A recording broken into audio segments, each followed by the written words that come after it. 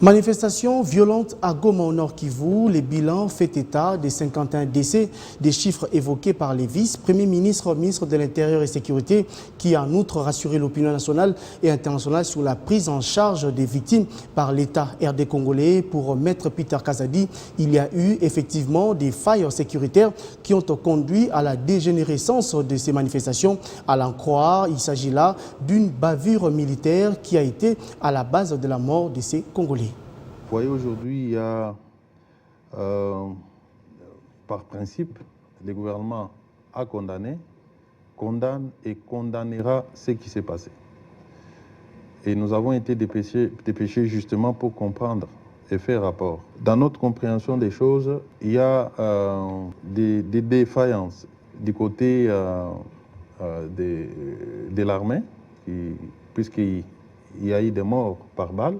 Mais il y a également une tentative de récupération pour charger les gouvernements, notamment sur les chiffres.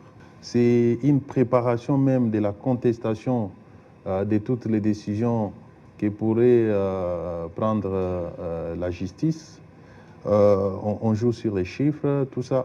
Ceux qui sont morts sont des compatriotes. Le gouvernement n'a aucun intérêt à cacher quoi que ce soit. Nous venons de là. Il y a des personnes jusqu'au jour d'aujourd'hui dont les familles ne sont pas connues. En tant que gouvernement, nous devons connaître, ils viennent d'où, ils sont de quelle famille. Ce sont des questions importantes que nous devons intégrer dans notre analyse en tant que peuple, en tant que nation.